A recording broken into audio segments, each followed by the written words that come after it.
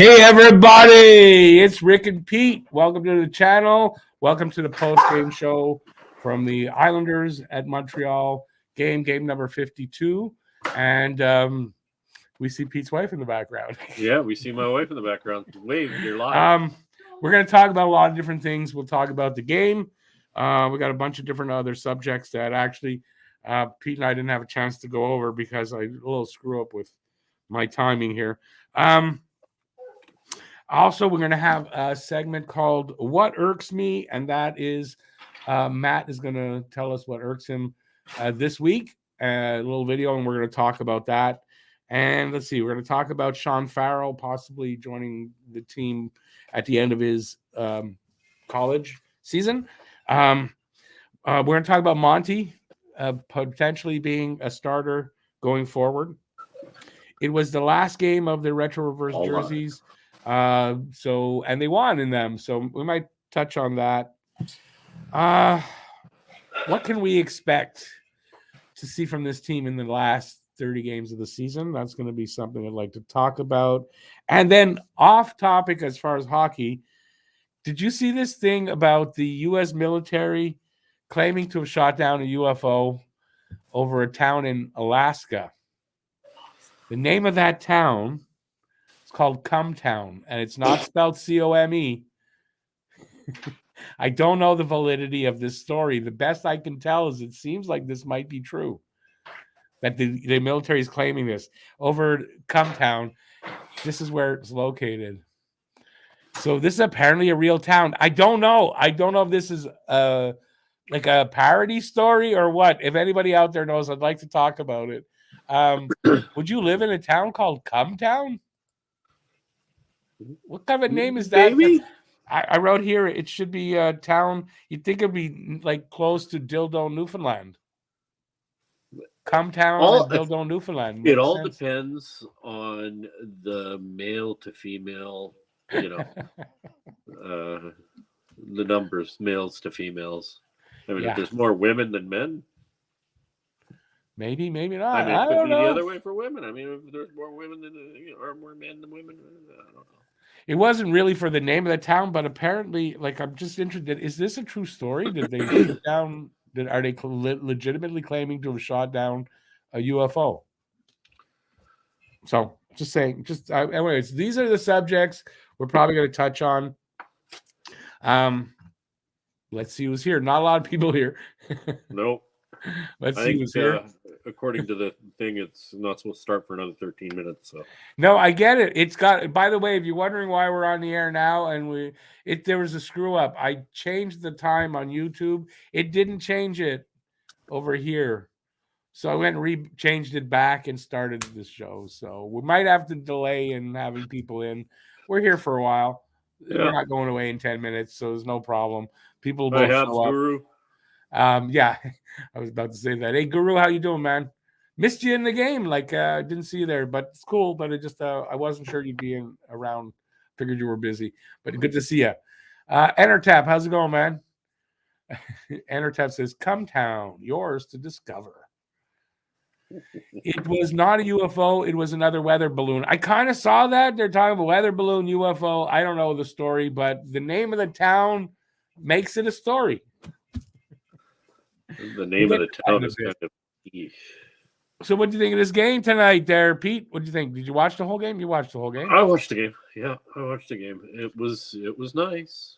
It was nice. I kind of figured we'd win it in shootout. It looked like it was going to have to go to a shootout.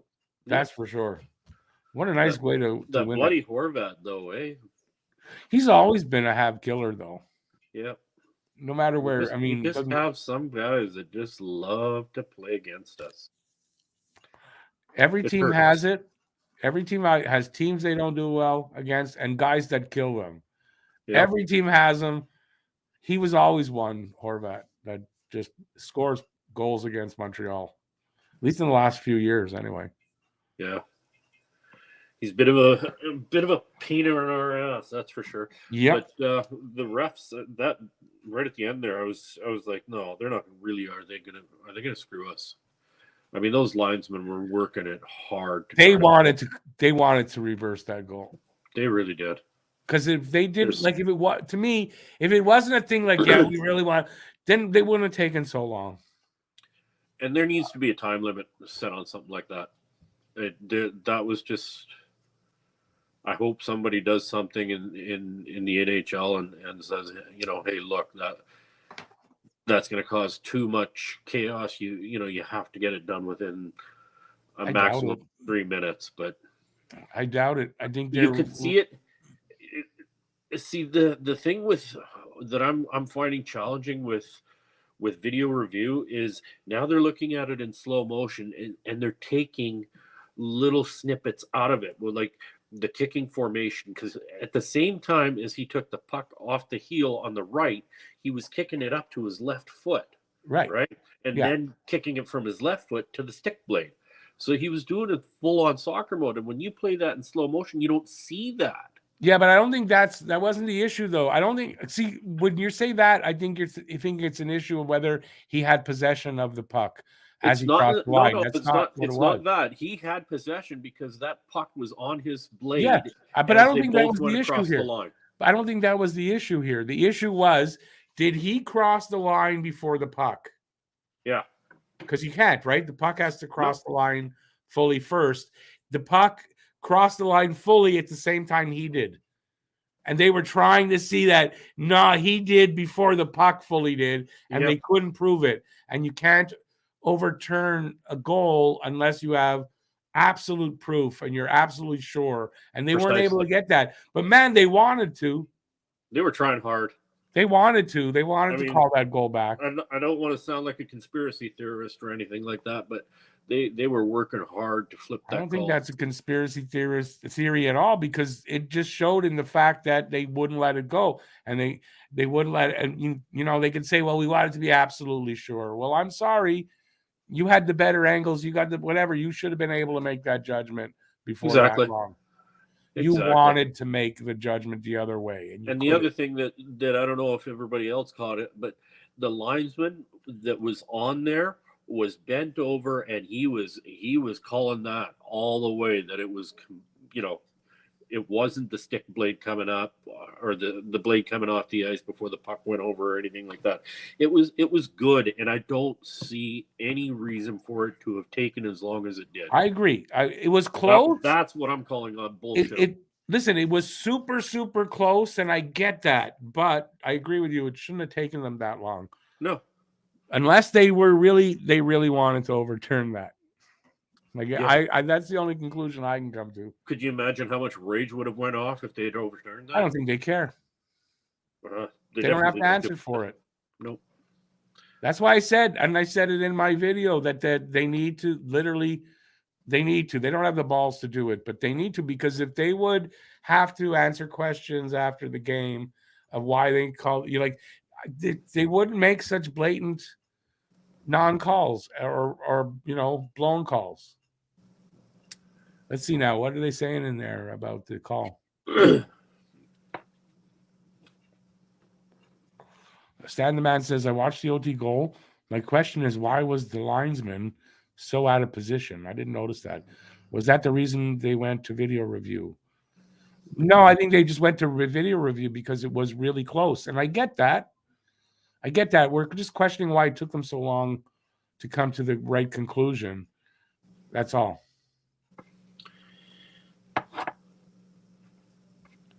Oh, awesome, Guru. Okay, no, I get that. You got to work on. Are you working on Saturday? Yuck. Habs Guru, Northern BC, are you? Yeah. He works in. Entertap. I don't know to say that it's ridiculous. It just, offside's offside. I get it, but they shouldn't have taken so long. No. They were. Entertap says they were looking for control of the puck as well. No, I think they were looking at whether that puck crossed the line at the same time he did. At least that's what Poulin was saying in the broadcast. Poulin that was another thing that was kind of not upsetting. It was kind of, Just the way he was talking. Oh, they're working so hard at the video replay. They're just grinding and they're just looking at a bloody video. They're not working hard. They're not doing He anything. worked for the league. They were trying to frickin'. Yeah, I know. He's towing the company line, I guess. That's all. But I like Poulin in general. Yeah, I do. And he said it was. He thought it was good, and he was saying that that's what they're looking at. That he drags the puck. It's kind of like he said the puck was stuck to the blade, and he dragged it along, and it's true. And he had it on his blade, and they crossed at the same time. Exactly. So close, anyways. That I don't. You can't determine anything and overturn it. Yeah, and they can't overturn. The rule is they can't overturn without clear reason, and they didn't have clear reason. Enter tab, I don't think it was about control. I didn't hear one time, at least the analysts talking about that. So I don't think so. Guru works in the Peace region. You know what that is? Yep, Peace River District. There you go. And he lives in central BC, so I'm assuming he's living around Prince George, Quesnel. I grew up a little bit in Quesnel for a while. Well, my buddy in BC, who's right now not talking to me because stupid reason, he grew up between here and Quesnel. Oh, nice. Yeah, here, and then they moved to Quesnel, and he lived there. Yeah, I lived in Quesnel.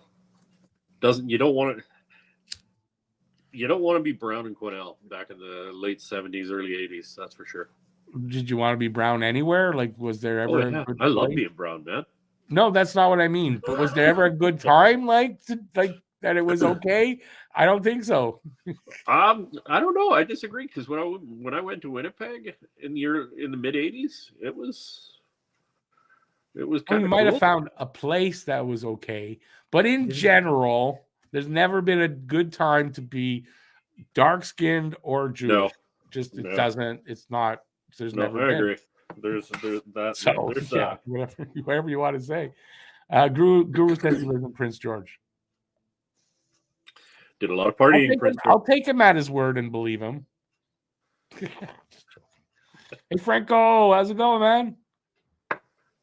The refs were looking for a distinct kicking motion. Was that it? That he kicked it across the line? Maybe that makes a lot more sense. That was it. I think between the puck crossing at the right time and him kicking it up before it was over the line, you could be right.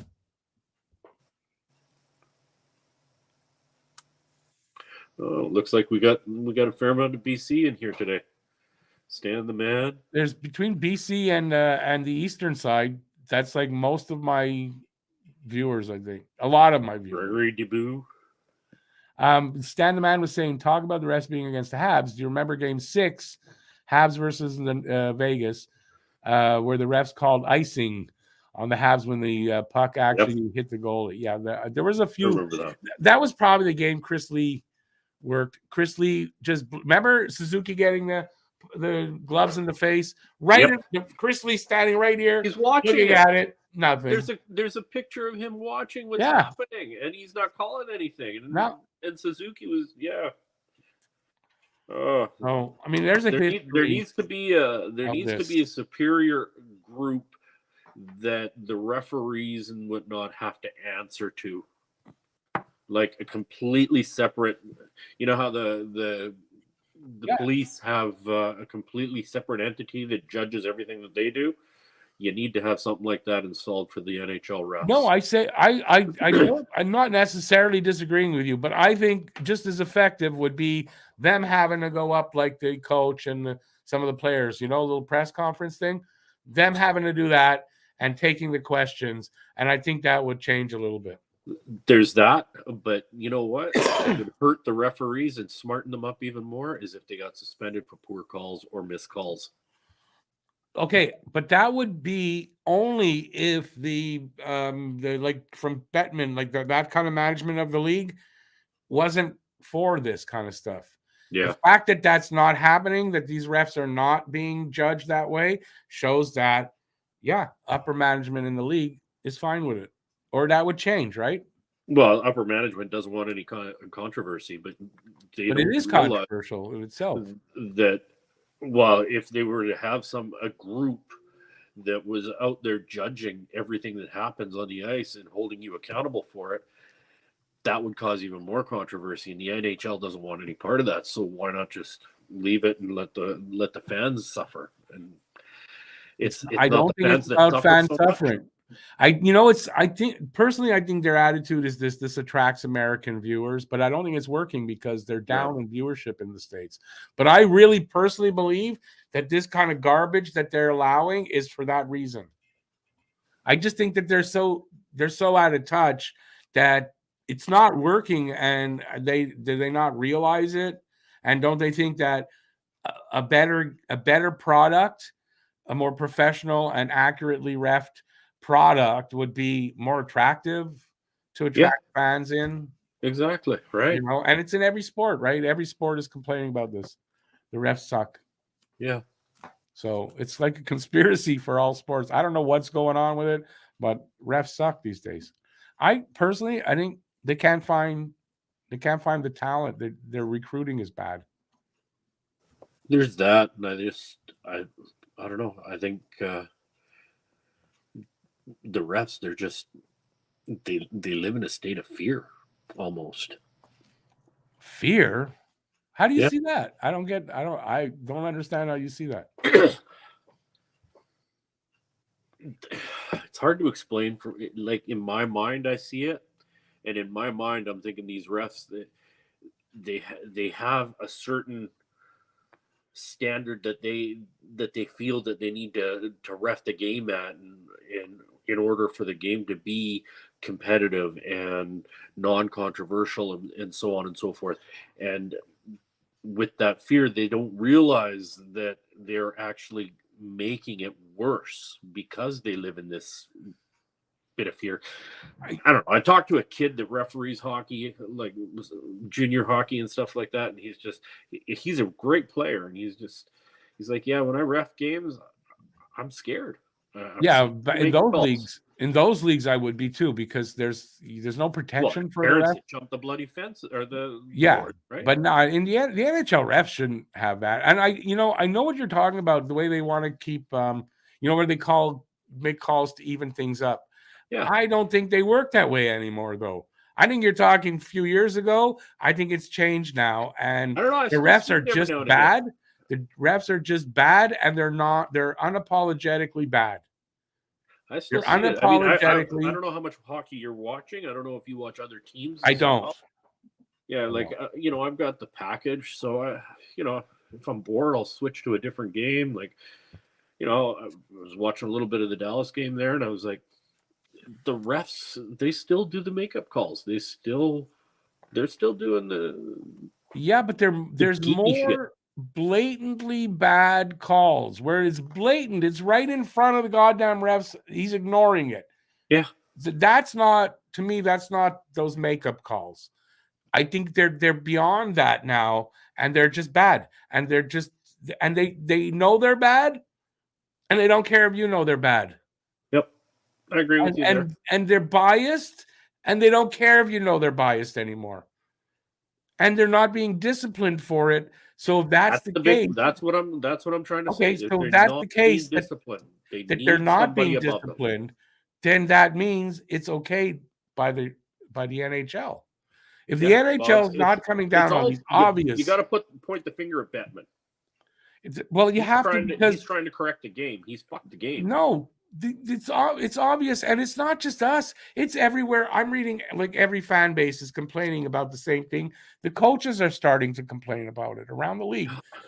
So that means the refs are bad, and if the league isn't doing something about it and finding a way to discipline them, then they're okay. They're okay with it. Yeah. So I mean, I don't know where the solution is, but I'd like to put them to the question every game. I agree. I'd like to see them at the end of the game. Why did you miss this call? Why did you call that? Blah blah blah blah blah. And basically, you'll never get an honest answer out of them. I really don't think they will ever give you an honest, legit answer. They'll beat around the bush. Okay, but I think after a while, I mean, they'll do that at first, but I don't know, they won't get away with it. And after a while, they're going to have to start just reffing better so they don't have to answer the goddamn questions. That would be I don't know. I don't know if that's the solution or not, but that's what I would do, to be honest with you. Okay, let's get to some of these guys here. BL Duff has got something that he's further down. Okay, I just want to get. I'll get to who was it? You said BL Duff has got a comment that he's made further down. Highlight it. Oh, you can't highlight it. I'm sorry. I can't do anything. So what is he saying? And I'll get to it. Oh no, it's okay. We'll work to it. Okay, I just want to. Yeah, we're not far from where I think you're talking about. Entertap says to solve the problem of offsides, it should be like basketball. If a foul is committed, there's continuation rule, and if a player scores, it counts. Same thing should happen here. I don't know about that.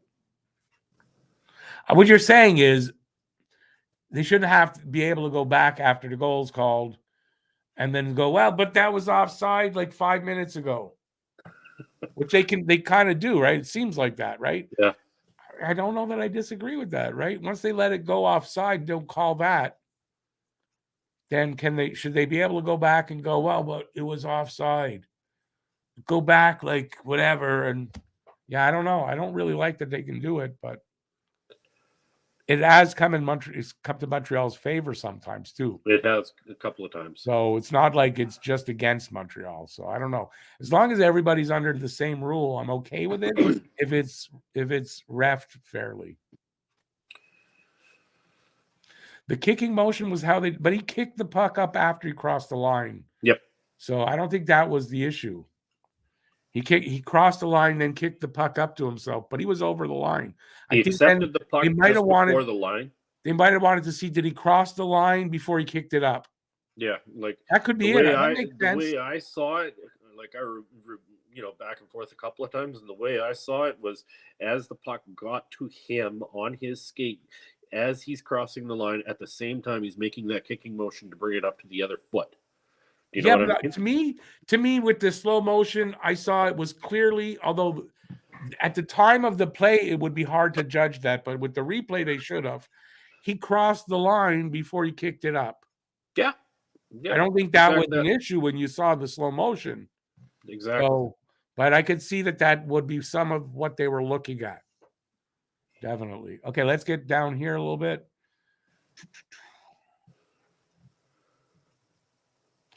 Entertap again says, guys, while I agree with you, do you realize how difficult it is to make split-second decisions? That's what I said. But we're talking about once the refs are looking at the replay, they saw it for what, 5 minutes? They're judging that to see that he didn't kick it up before he crossed the line. It doesn't take 5 minutes is what we're trying to get at. But I get that. It could be very necessary to keep the rule because it is very easy to miss something close like that. So if you allow them to go back and look at it, it just seems ridiculous when it's like 2 minutes later. But I get it still. Franco says, I thought there was an internal NHL reffing monitoring and follow-up through, although no one at the NHL level talks about it. I don't think, just that they don't talk about it, I don't think they do it. I don't think they do it, Franco. Right. It may be something they're supposed to do, but I don't think they do it anymore if they ever did. I don't think the refs have to worry about any consequences for reffing a poor game. That's why they I don't think so either. Get away with so much crap that they get away with, you know? I think I agree with you because it's like they don't have a price to pay. No, that's why I'm saying, if there was somebody that held them responsible and it affected their pocketbook, they would call a better game. Right. I agree. So I think this is the comment you were talking about. BL says the officials are a unionized body that is reviewed and graded by an independent body that reports their findings to the league. The higher rated refs work the playoffs. Yep. I get that. But there's no punishments during the season. When Chris Lee looks at a play and goes, yeah, I'm not doing anything about it, and then doesn't get disciplined for that, I don't care what your system is. You're only as strong as your weakest link in anything, and that's a really weak link right there. And so all the other good things break down because of that, I think, in my opinion. That's the part that fails, my friend. I understand where you're coming from, BL Duff. It's just what we're trying to get at is a different sort of entity that exists that monitors the referees and then punishes them when they have these blatant missed calls. Like I've seen Jamie, like that elbow that Horvat threw in the beginning of the game. There was no need for that. He didn't need to do the big like that up to. It should have been a call. That should have been a call. And I saw when I rewound, because I do that. I'm anal about that kind of stuff. The ref's watching it. That's arm should be up. Penalty. How about this for an idea? How they're allowed to have a coach, there's a goal, coach says, want that reviewed. Why not for penalties?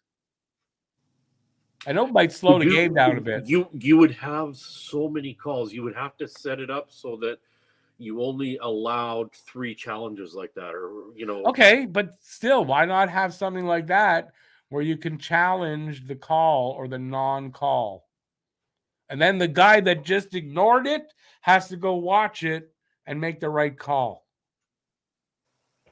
That would be nice, but I think you're right. It would slow the game down. It would slow the game down, so you limit the amount of times you use it, but it's not a bad thing to have. No, I mean, they do it in the NFL. And then think about it. It's a bit embarrassing when you've just known on purpose you just blew that call, and now you got to go review it and change it and say, hey, I was wrong.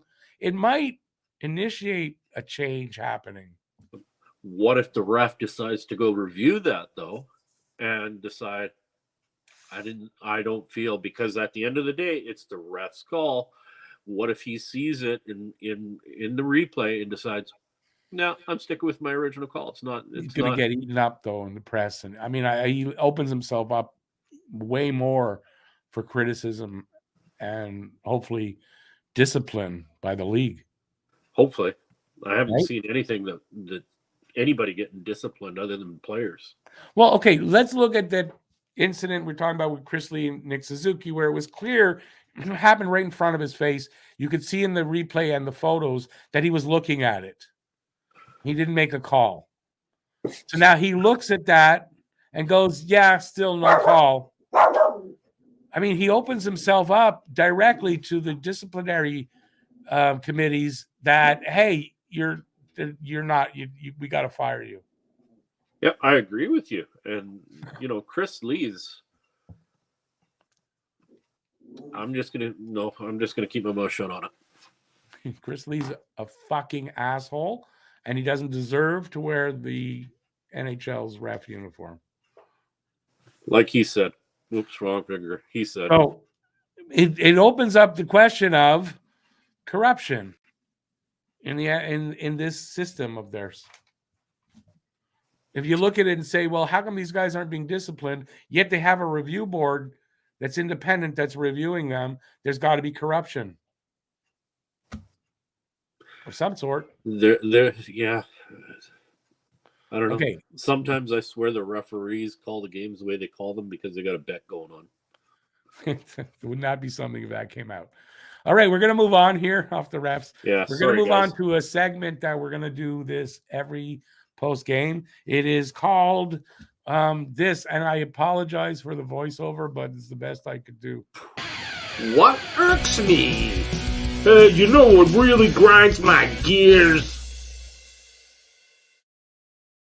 Absolutely, that was the worst Boston accent anybody could do, doing Pitr from The Simpsons. Anyway, it's called What Irks Me. Matt's going to provide this little segment every post-game show, and we're going to talk about it. I had to change. It was a MOV file, and it wouldn't upload.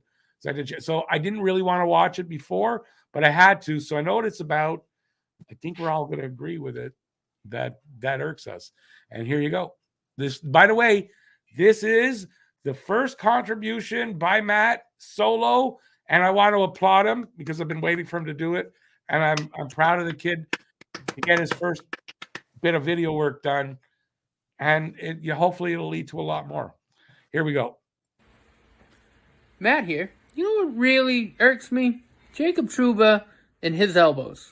Now, sure, some of the hits are definitely clean, but he's hurt a lot of people, and I've seen some pretty, in the gray area hits. Obviously, he also did hurt Armia with the elbow to the kidney. I think it's a problem. And it irks me. And I saw another hit the other night. We almost took someone's head off. Sure, I think it was a clean hit, but I don't know. Let me know what you guys think, but that's what really irks me. And the fact that he's the captain of the Rangers. I don't think he fits away the sea. Bye, guys. Okay, I'm going to go first here. I agree. And you know what? I'll only disagree on one thing that he said there. I don't think there's a hit that Trouba throws that's clean. I think if it becomes a clean hit, it's by accident. I think he always tries to hurt somebody. I think he's proven it. I hate the guy. BL put him on my list. And I think it's shameful that he doesn't get penalized and suspended more. And I goddamn well hate Jacob Trouba. It's a guy that every time he throws a hit, he's trying to hurt the other guy. What do you think? Trouba's a headhunter, and he's just pure evil. He's not a hockey player. That is a goon move. Some of the shit that he does, and that's the kind of stuff that they're trying to abolish in hockey, and he's a coward. Because then when you get in his face and start, like Tanev went after him and started smacking him around, Trouba needs to go. And I agree with Matt. He shouldn't have a C on his chest. Shouldn't have a C on his chest. I think that's not how you lead. I think that's a knock against the Rangers to put a C on his chest. When they did it, I did not like that move, and I thought, yeah, I would not have done that. Nope. You want to lead a team, you got to lead by example, and that's not setting an example. That's just... It's not. That's it's just... not. You're just looking to hurt people, and I don't think that's a good thing. Let's see what people think in the chat now. I'm going to... Yeah, we've missed a lot here. Yeah, I know. I realize, but the kind of show we're doing, it's going to happen. I apologize to people. I might not get to every comment in a show like this, so I do apologize. Let's see if we got. I agree with Stan the Man. The rest should not be the stars of the game. I agree. Where are we on that one? I don't see that one. Oh no, it's a little ways down. Oh, there you go. Yeah, no, I agree. On my video, I mean, I put it in there that they shouldn't, and I think that's a problem also with the refs is that they are trying to do that. I think it's definitely. It goes back to Kerry Fraser, who Pretty boy. Be a big Habs fan since he's retired. Pretty boy. I think Kerry Fraser definitely had something against the Habs. He did. When all he was concerned about was how his hair looked, number one, and I questioned a lot of his calls back in the day. I did not like Kerry Fraser. Still don't. No comment. Yeah, you're supposed to have comments. Same with the Donut Man, Van Helmen or whatever. Franco, Kerry Fraser seems to be like a nice guy since he's retired, but I don't buy it. I don't buy his act about the Habs, and I think he can go fuck himself. I don't like him. I may be wrong. And biased a little bit, but I don't think so because over the years, Kerry Fraser was the ref back in the day that I hated to see being the ref of the game when the Habs played. Because you knew that for sure there was going to be a call where you are going to be screaming at the TV. And yeah, I don't like Kerry Fraser. No. Sorry. It's all nice now that he's retired and he wants you to forget how bad he was. And the thing that I find most disappointing about the guy, I've heard him talking with Chris a lot over the last few years. And the guy knows what he's talking about. He knows the game and he knows how it should be called, but he didn't do it back then. He talks a good game now, but he didn't live that way back then. But he doesn't want us to remember that. That's what I feel. There's my rant. I'm Kerry Fraser. Hate that guy. Tell us how you really feel. No, that's how I really feel. I fucking hate Kerry Fraser. Can I be more succinct than that? Lucas, well, you're going to pay a penalty for that. I want you to do 10 push-ups every day until you remember about it. I'm just bugging you. It's okay. We missed the first 20 minutes also, so it's okay. Question for Peter. How does it feel to be so? No, I didn't. That's not what it's. How does it feel to watch a hockey game at 9:30 a.m.? That's a really good question. I like that.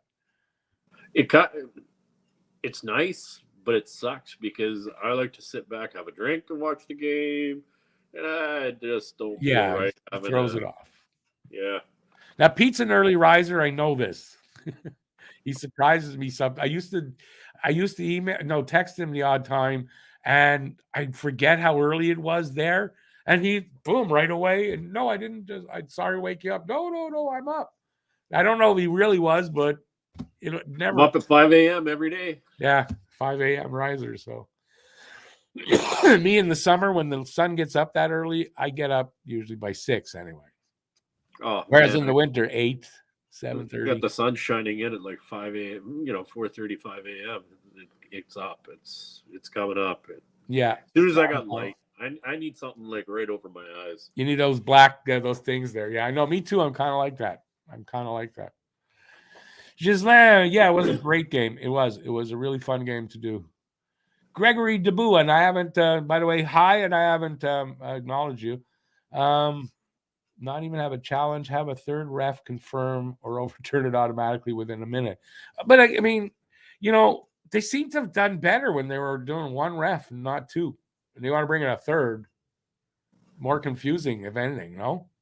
You think with two refs on the ice, they get it right. And if they can't with two, I don't think adding a third is going to do it. Personally. I think he's saying having a third ref up above. Eye in the sky. I get what he's saying. Now, you know what? Maybe. I think it could work. Rick. But, okay, here's the thing. That would alleviate that accountability thing that I'm talking about, right? Not if there's corruption involved, which I suspect there is some form of corruption involved here, or else it wouldn't be as bad league-wide. Personally, I think that. And BL's confirming that. We think we have it bad. I don't know. Because my daughter follows the Dallas Stars, I have to watch those games too. Not that I have to. I enjoy watching hockey with her. And Dallas Stars get a lot of shit calls against them. Yeah, BL's just saying that. It's everywhere. All fan, and I said this too. All fan bases now are complaining. The coaches are starting to say, and at the risk of being fined, and they are getting fined, and they're starting, here and there. It's happening everywhere. The refs are bad. I don't even think it's a question anymore. Like Jamie Benn got a penalty for looking at a guy the wrong way the other night. I know. Well, we've seen Montreal get penalties like that. It's almost like they thought of making a bad hit, so the ref called them. Like, how did he know that? Gregory was saying also is it even possible for a ref to call a perfect game? I'm going to say this. No, it's not. No. And we're not asking for that.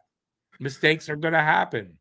But when they happen so consistently and so obviously, then, but no, I don't think a ref can call a perfect game necessarily. He's going to miss something here and there. But it's the way they miss things. It's just the way they miss them that's wrong. For the most part, the game is played fairly well and fairly, Played. Was it called fairly well, though? No. And I think, with the amount of input the referees are putting into the game, it's kind of making it challenging for us, the fan. Oh, yeah. Look, I'm drinking nothing.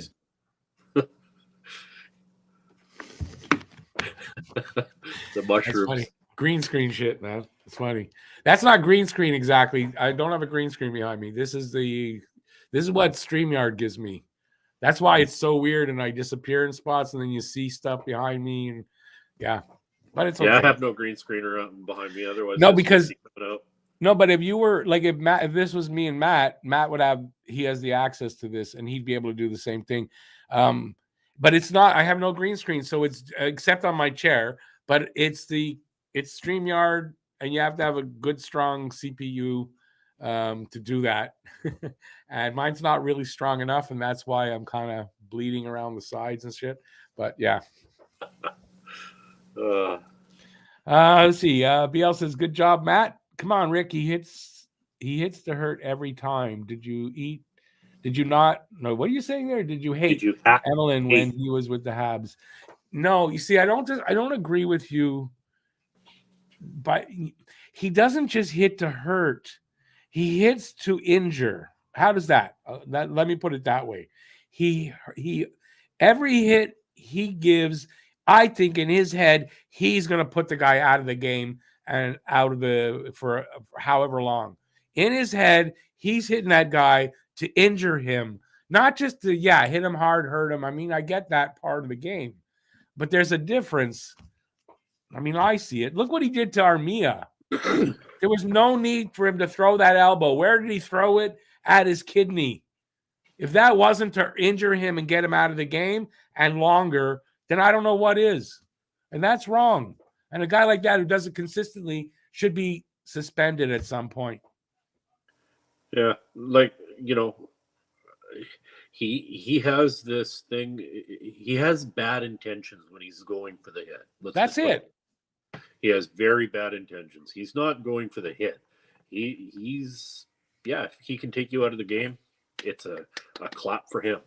I'm saying when it's a clean, clear, legal hit and it's clean, that's a mistake on his part.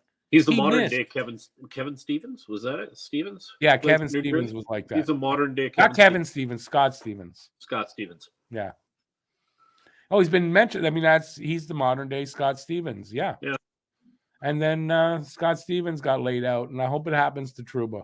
The same thing. Oh well, and you know who I think will do it? I think it's gonna be Jack-Eye that does it. We'll see. I mean, give him a few years to be more of a veteran, and then I'd like to, I mean, I just don't like Trouba. I'm sorry, I don't like a guy that plays that way. He doesn't play the game right. On a side note, did we already talk about this? I can't remember if we talked about this. There was a comment made by Stahl about Jack-Eye, and Stahl was behind the goal line, had a hold of his stick, and Jack-Eye said to him, "You got 3 seconds to let go of my stick." And Stahl was just like, "What? I had to do a double take and let go of the stick?" Yeah, I don't know who that was. I read something like that. He said something. It's like, you scared the guy a bit. Yeah. Yep. Yeah, Well, he admitted it. He admitted it on a talk show or something, or some interview. He's just like, he said to me, he whispered in my ear, he's like, "You got 3 seconds to let go of my stick, or I'm going to hurt you," or something to that effect. He didn't say going to hurt you. Basically, you got 3 seconds to let go of my stick. Yeah. Apparently, the way he said it, the intent of the hurt was in the way he said that. Yeah, there was no doubt about it. And I think, give Jack-Eye, a few years to be in the league and be totally comfortable and a veteran. And I think he's going to scare the shit out of a lot of people. I just don't want him to go to Goonville. I want him to play with his. If he was going to be a goon, I don't think he'd have the control he does about it, right, as he does right now. If he was going to be a goon, and I see control in his temper. And when the fight's over, I see control there, and that to me is not a goon. No, you and I both agreed. We both agree he's not a goon by any means. But speak of goon, Gregory says Tom Wilson will get Trouba. Tom Wilson will run and get off the ice, go to the bathroom, and wipe the shit out of his pants because he's a chicken shit against a guy like Trouba. Sorry to say. Tom Wilson's he goes after guys that he knows he can hurt. He knows that won't get him back, that can't fight him back. That's what I believe. Gregory's also got the comment about Horvat. What do you think about Horvat in Vancouver or in New York? Oh, I don't know. I think it's a good fit. I think from the time they made the deal, it was not about a rental because they signed him right away to the long-term contract. They feel he's a piece for the future for them to, He is. I mean, they want to win now. The past 2 games. He's shown it very well in the past couple of games. I think he's a good fit there. I mean, like you said, right? But he's always been good against Montreal, so maybe that's what we're seeing. But no, I mean, he's a good player. He's out of that atmosphere in Vancouver. I could see him doing really well. The problem, as someone said earlier, is going to be the last 4 years of that contract. Horvat is in his late 20s? I think he's like 28. Yeah, so you got to figure that it's not going to be a great contract at the end, but I don't think the Islanders care because I think they're in a win now kind of They're mode. in a win now mode, and Yeah, so they'll utilize them for the first couple of years. first 4 or 5 years is Yeah. going to be good, that contract. And then After that, it they'll could get be, rid of them. yeah. No, I get that. That's probably what'll happen. But I think I think Horvat is going to do well there, and probably help them get to the playoffs. I think that's what they're hoping, that this year he helps them get to the playoffs because they're not in the playoff picture. Completely different season, and I could see Horvat pushing them over that hump, so to speak. He's a center. Get beyond. He's a center. He's a freaking goal scorer. There's no doubt about it. And that's a problem. Isn't that always been a Islanders' problem? Is offense. They've always been a little bit missing on. They've needed that grit, and they get a lot of grit with him. They get grit and goals, and not just grit. I mean, this guy gives you everything. He's really exactly have to grow 2 goals in 2 games. He got a goal against Vancouver. Yep. So I mean, I think they know what they're getting in Horvat, and they knew what they were doing, and they got him. They traded for him for the future. His one-timer is impeccable. He's got a great shot. I mean, the guy's a goal scorer. He's got 37 goals now. I mean, slot.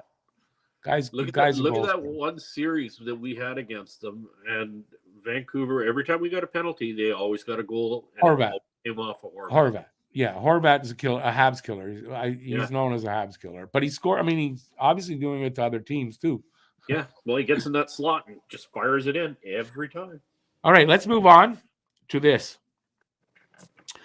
Habs prospect Sean Farrell had a 5-point night last night. Now, apparently, he is going to, and this is I didn't hear this, but I read this. According to GM Kent Hughes, he feels he will have no trouble to sign up Farrell at the end of the NCAA season, and he'll be here in Montreal for the last, I don't know if it's 10, 15 games of the season. Might be less, but he'll be here in Montreal at the end of the season. So not long awaited, but definitely anxiously awaited to see this kid. He has 27 goals and 14 goals, 27 assists. His assists are tied for third in the NCAA. He's got 1.13 assists per game. It's second in the NCAA. 41 points overall, second. 1.71 points per game, second. He is probably going to be, if not the winner of the Hobey Baker, definitely up there in the final 3 probably of the Hobey Baker Award, which is for the best player in college hockey. So I'm excited for this. I think Sean Farrell, by our skills coach there, Nicholas, forget his last name, he said this guy's a magician. He has got crazy skills, and he's going to be fantastic. And I believe him, and I can't wait to see what he looks like here in Montreal. What do you think? Sick hands. Once again, sick hands. The only thing that concerns me is size. Lack of size. He's 5'9", 175. But you know what? I've been watching today's game, and you don't have to be big. I mean, these little guys, you don't have to. But we got our own kid with Cole. We can't have too many. You've already got Cole. You can't have too many. This is the problem. Yeah. Like you got Cole, you got Pinard. Pinard amazes me. Like watching him today, I had to rewind that when he was down in the corner there, and it was just so fast. It was so fast that he dug that puck out and got it over and over that shot. Got skills. He's got skills. I got to see that again. I rewound it, and I was like, "Holy shit!" He's got skills. Like, bam, bam, boom. He knows where to be on the ice, offensively and defensively. Because the guy Poulin was saying, there's been a body part of Harvey Pinard's in the way of every lane that they could shoot at, and he made 3 big blocks. It's not just that though. It's not just the blocks and the stick work, but he knows where the players are on the ice. His vision is really good. He got that puck out. His head was down, digging the puck out, but yet he knew Ando was right there at the top of the slot. That's At what the I top of the saw. circle. That's what I saw from him in the Memorial Cup, where I noticed him for the first time, and then he really impressed me in that Memorial Cup that year. And Yeah. then they got him, and it was like, oh my God, this guy, he's so sneaky good. And that's what he is. He's sneaky good. He knows where to be, and he gets there. Yeah. Let's get back to Farrell, though. Farrell looked good at the Olympics. He looks good everywhere, I think. Yeah. Okay, here's what you were saying about the small guys. It doesn't matter if he's small. They get him here. He's acknowledged he's good and all that. And then that's trade bait if you can't use him. You're going to bring in a really good piece if he, for him at least. So some of these guys are going to get moved because they can't have, right? But, And get him here. Let's see and then we'll see what happens. But we can't have too many small guys on a team. That's been Montreal's problem for a long time. No, I get that. And but I'm excited for that's what we need everybody to like. There's going to be a lot of hands up in the air come this off season and stuff. But we got to remember the bigger picture, right? Like we've got a lot of talent in a lot of different spaces in our lower leagues and whatnot. Like we got a plethora of defensemen. Yep. And it's a great problem to have. It's a great problem to have. I'm not going to lie. It does scare me, though. Like, I don't want to lose the likes of Mayu. You're going to have to lose somebody. Yeah. Because you can't fit everybody. Who do you want to? That's for them to judge. Remember that if you got trust your management and your coaching staff and all that, it's for them to judge, and they're going to pull out the best guys to make a winning team here, whatever. But no, they're not all going to make it. They're definitely not all going to make it. And that's a thing that's been going on in the back of my head. I've been thinking to myself, what if Gorton and Hughes create a certain way to take their, a couple of draft picks and a couple of some of our minor league players, like taking a Mayu or something and a couple of draft picks and saying, hey, whoever gets the first overall pick at the last second doing the big, hey, we'll give you this for the first. Yeah. And then wrapping Bedard. Mayu's not much of I personally don't think he's much of a trade piece because of problems. Till he hits the NHL and all that, and he's cleared to play. I don't think Mayu's a trade thing. But you're right. But when you have that many prospects that are that quality, you got to move some. But they're going to bring back. That's how you're going to keep that cycle going for the years. Is that these good guys that you can't use will bring back draft picks. That if you're good at drafting, it's important. It's going to keep that flow of good players coming through the team. And that'll keep your cap down by being able to develop guys, bring them in. That's how you keep your cap down. Exactly. So, it's like Bill Duff says, like we forgot to mention Riley Kidney and Joshua Watt. There's a lot of guys here, man, in the prospect pool. Right? Yeah. You can't figure they're all going to make the team. Some of them are going to be moved. It has to happen. Oh, it definitely will. But, don't forget, next year we're not going to have a Dadenoff. We're not going to have a Hoffman, Drouin. So we got 3 open spaces right there. Well, yeah. Phil. That's right. We're not going to have I'm hoping we don't have Armia as much as I love him. He's just so bloody lazy, I don't know it's lazy. He's kind of unlucky. Like it's no pun intended. There's no finish to his game. He can't finish. Do you think it's finish, or do you think it's? I don't know. I don't know. I think it's part heart. I don't know that it seems like some games he shows up, Rick, and then there's some games where it's just like his heart's not in it. He's just out there skating, going through the motions. You're kind of right on that. I'm not going to dispute that. That's for sure. Someone say, hey, Ronnie, how you doing, man? He says, this is Ronnie Kravitz. Great hockey game. Very pleased with their effort level. As for Drouin, sadly, no improvement with his play. And I don't expect at this point there's going to be any. And I don't know that they can trade him. And people are saying, move him and give something to get him gone. But why would you do that? Like, really, why would you move a guy you can get, like you could use in another deal to get something back? To get rid of Drouin when he can walk at the end of the season. For him, though, Rick. But he's going to walk at the end of the season. 30 more games, he's gone. He's not. Yeah, 30 more games. Why are you giving up anything to get rid of him? Why? He's going to be gone. Just keep him for 30 games. Keep But him for don't 30 play him. games. Yep. Don't play him. Get him off the ice. Well, they have to till the trade deadline because there might be a possibility to move him. After the trade deadline, here's a good question. How much ice time does Drouin get after the deadline if they can't move him? Right? Go on. Kind of. Go on. I think If you need a body, that's it. I don't think you're going to see Hoffman anymore. I don't think you're going to see Dadonov, Drouin. I don't think you'll see Armia back.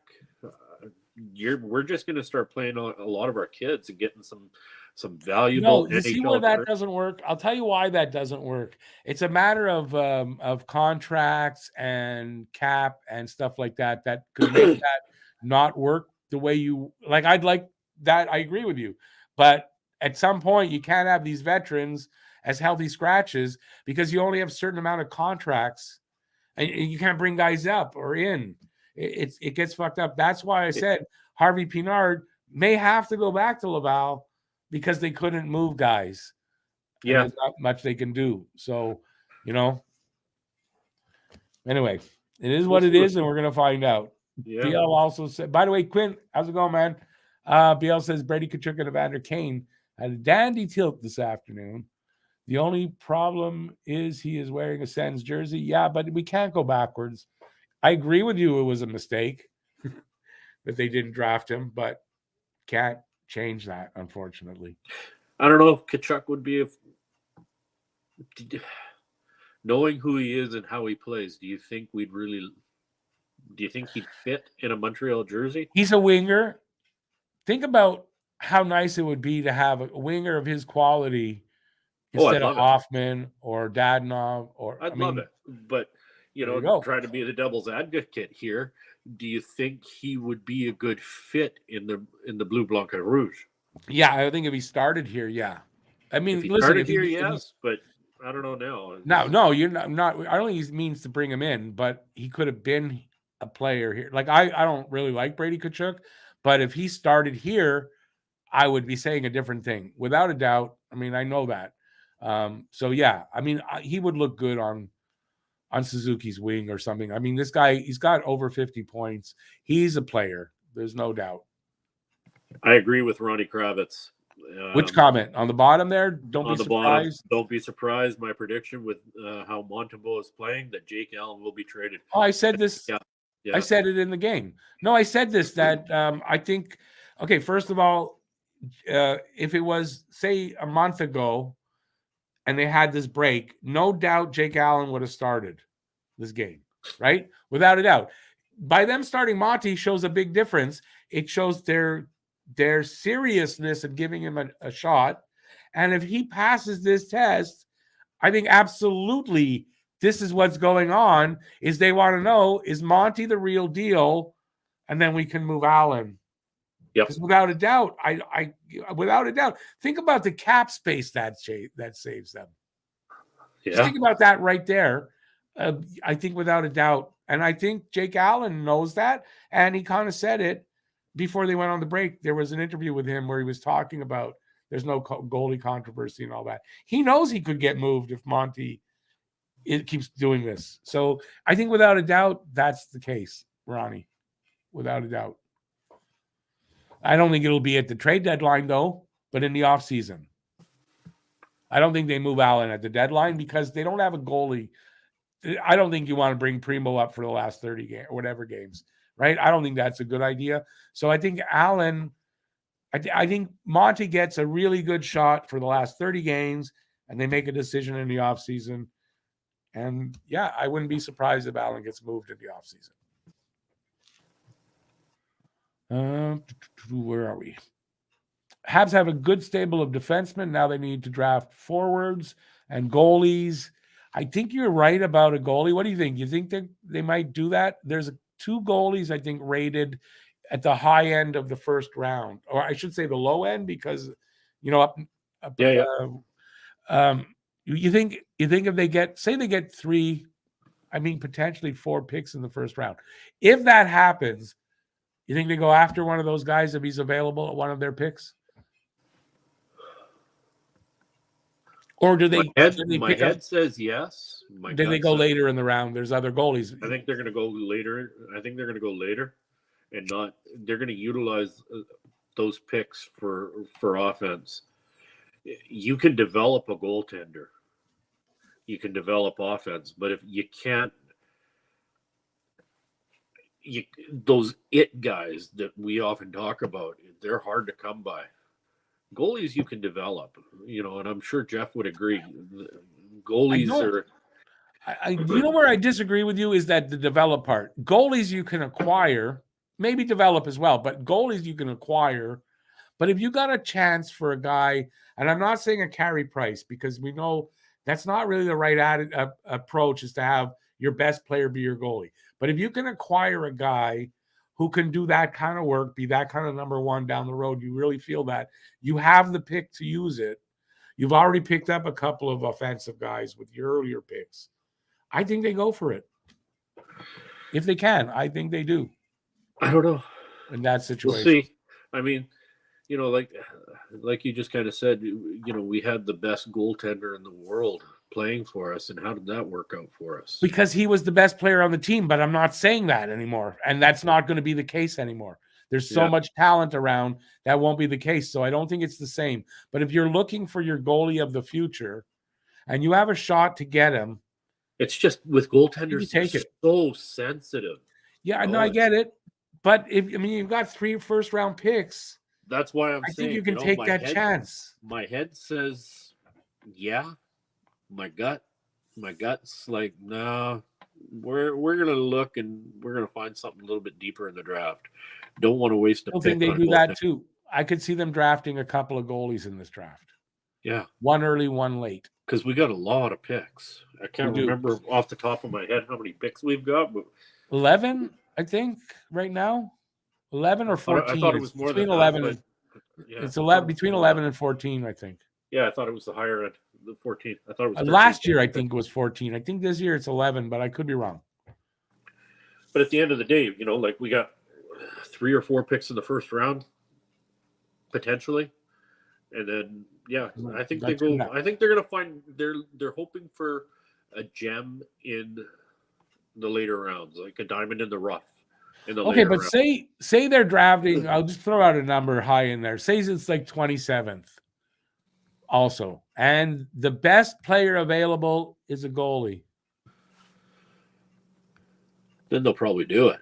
Yeah, that's what I'm saying. But that's what I'm saying. I'm not saying they're going to reach to get the guy, but I think if they're at that spot and that's the guy that's the best player available there, I think they do it late in the first round, not early, early, not before 20th. There's no way they go for a goalie before 20th. Yeah, that's my opinion. It's too expensive. It's too costly. Oh, Pete just froze. I'm alone. You just froze. No, you're frozen. No, it was you that froze. No, it was you that froze. Well, on my end, you froze. On your end, I froze. That's all. Okay, we both froze. I didn't hear what you said at the end there, the last bit. I didn't hear it. Oh, I don't know. It's all gone now. It's back. Yeah, I know. Okay, I'm the same way. I'm not gonna criticize that. It's like that text that I said. You were all forgetful now. Oh God, yeah. Oh yeah, for sure. BL says Tkachuk in a Habs jersey, man, he would be the most popular Hab. He would be popular here. He would be. His style of play, it would be popular. That's for the same reason I don't like him as a Senator. It would be the reason I like him here in Montreal. Of course, without a doubt. But I wanted Tkachuk. I was a Tkachuk guy. I could prove it. I got videos to say I was. And yeah, so I don't like him now, but I would like him if he had been here. BL says you move Allen anyway, even if you don't think Monty is your number one come contending time. I don't think it's about him being the number one when they're ready to contend. I think it's just, is he going to be the guy that we can have as our number one guy for the next 2-3 years until we are contenders? And then maybe he gets shifted to the backup. But I'm just saying that if he's not that, then you don't move Allen. But if you feel Monty can do the job for the next 3 years, you move Allen. What was that? That's my phone. That's cool. I like that. Just asked my wife if she would bring me down some wine in a glass. Oh, okay. BL says, look around the league. There seems to be a trend of going to Europe to find a goalie. I was reading something about that. It seems like the best goalies are coming out of either Russia or Europe somewhere. So yeah, there's some great goal. Watching the World Juniors, some of those goaltenders were good, amazing to watch. Yeah, apparently goalies right now, Europe's the place to go. BL says I froze, but that's BL. You're gonna take anything from BL seriously? Thanks, BL. Thanks, BL. All right, let's move on to a different subject. We inadvertently talked about Monty, so that's good. Do we want to talk more about that? Okay, does anybody know anything about this claim? This is outside of hockey now, of the U.S. military to have shot down a UFO, or I think it was a weather balloon. I think somebody mentioned it earlier. I think it was BL. In Cumtown, Alaska. Now that's not spelled COME. And the funny thing is it's not next to Dildo, Newfoundland. I don't know how that's possible. Well, Alaska, I know it's not. But Cumtown should be next to Dildo, shouldn't it? I think so. But does anybody know anything about this story? The reason I ask is only that I saw it, and I think it's parody or whatever, but I don't know. I can't really figure that out. I'm usually good at that, and this one's got me like, I don't know if any of this is true. Is there really a town called Cumtown, Alaska? I could have just Googled that. I didn't.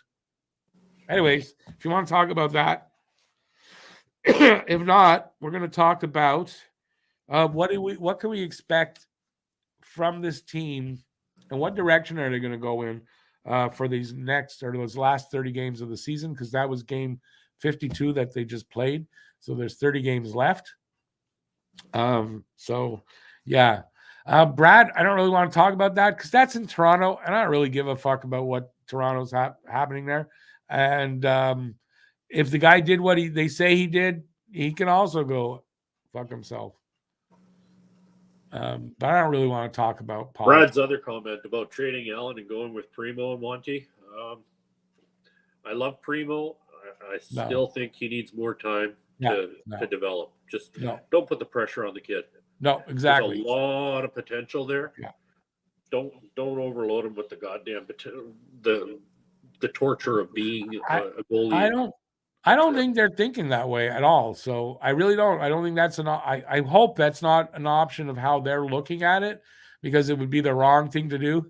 It's okay. People just at Pete's house. It's okay. That's my wife. I'm just bugging. That's the beauty of what we do. That's how this is just so homegrown, grassroots right there. I love it. So I have no worries. And if your wife wants to get in and talk, invite her. She just has to sit down next to you and talk.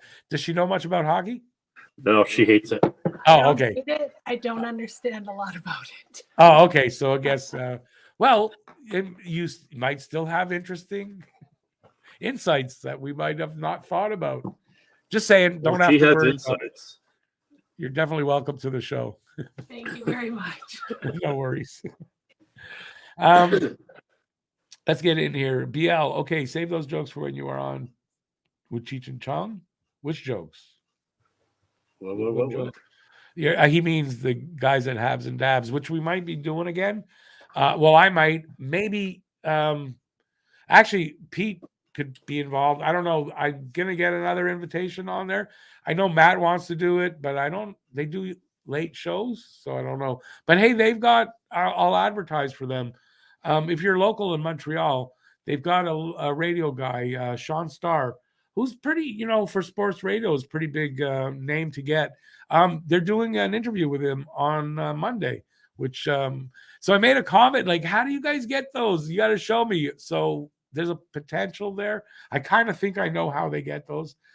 There's potential there maybe for us to get some guests through his contact, who I follow on Twitter. It's the guy I think it is. And he's a really nice guy.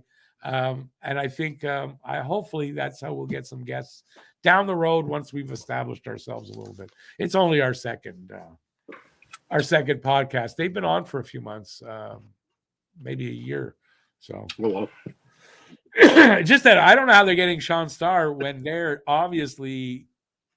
I mean, I smoke on here, but these guys do even more than me. So I don't know. I thought that's kind of cool that they'll still get guests like that. It gives me hope that guests won't be put off by the fact that I'm smoking while we're interviewing. well, That's all. they shouldn't be offended or anything. Not in this day and age, but some guys, I guess that they might think for their reputation or for their career could affect them. Like I don't think anyone would want to come on here. We're so small, but they don't have. I don't think they have. I think they got less subscribers than we've got. I know they have less. They're not monetized yet, and they're getting a guest like that. So I think it's the connection you have to get a guest is what's important. Yeah, it's who you know, not who you blow. It's who you know, yeah. Not who you are, who you know. Yeah. That's how it always is. Stan says, cheers, Pete. Okay, BL says, last 30 games, you peddle whatever you don't want for the best price you can get at the deadline and then play the kids. I absolutely agree with that. That's what I was saying earlier. Absolutely. You got more call-ups. Thing is with that is guys that are signed to be able to be brought up, right? That's a contract thing. But when you're moving guys at the deadline, that opens contracts. They're allowed, I think, 50 contracts. So you have to have a guy that's in that 50. Yeah. But that's why you move guys. So if they're able to move guys, we're going to see call-ups. I think. I don't know who's left to call up, though. That's the thing. I don't know. Anybody out there know who's left? We've got pretty much everybody that can come up. I think Sean Farrell will be added. So there's one guy that'll come in to replace one of the veterans. But yeah, I think that's how they go. That's where they go. And that wasn't just what I was talking about, though. What I kind of do mean also is, it might cover it, but I mean, are they going to go? How do I want to put it? They're not looking to tank. They're not losing games so they can get Connor Bedard, like we're all talking about, right? So what I mean, I think, is, does it change their way of thinking about what's the word I'm looking for? Development and all that, right? Do they go more heavily into the fact that they're developing more kids, which I think that's what they do? Or does anybody think there's a different direction they might, or an added dimension they might add into their season? I guess that's what I'm asking. Pete, you got any thought on that? Well, my thought went to BL Duff's comment there that popped up. It caught my eye, and I was just, read it. I was going to read it next, but read it. Hey, Peter, did you see the episode of Seinfeld where George says to the guy's wife, "Hey, you could have done a lot better than him"? Yeah. I'm freezing up again. It's cold in here. It's so cold. Really? I'm freezing? My signal looks like it's fine. I don't know. Well, my signals are super strong. I'll tell you what I'm going to do. Modem's right there. That's okay. I think I know why. I'm going to change my virtual background. I think that's what it is. Let's go with no virtual background. There you go. I think that should stop the freezing. I think that takes a lot. The way I have it, I think it takes a lot of my CPU. And it can cause that kind of a problem. All right. I'm feeling warmer as every minute. If the Habs were able to trade 5 players and then call up players from Laval, where will Laval get the players to replace the ones that were called up? The ECHL, East Coast, the Lions, the Trois-Rivières Lions. And then from there, those guys have sources to get players. I don't know how that works, but it's a funnel. Not a funnel, but it's a pipeline. So yeah, we get call-ups from the Rocket. They call up from the ECHL. That's how she goes. BL, your wife gets what comment? Oh, that one. Yeah, my wife got that too. That's why we're divorced. I love. She thought about it and went, "Oh yeah, maybe you're right."